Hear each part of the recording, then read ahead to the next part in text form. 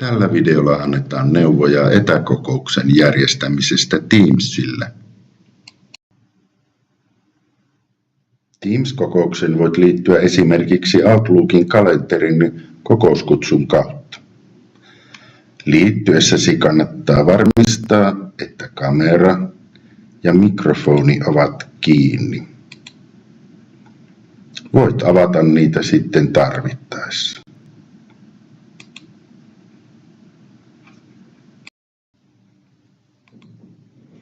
Luodessasi kutsun Teams-kokoukseen lisää kutsun aihe, vaaditut ja valinnaiset osallistujat, aikataulu.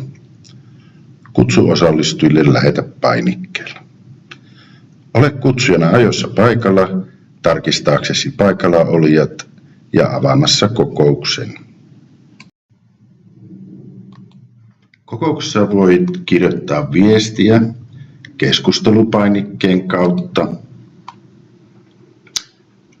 Viestin voit lähettää myös yksittäiselle osallistujalle. Näyttöä voit jakaa painikkeen kautta, jolloin saat näyttöön haluamasi tiedostoja ja kuvia.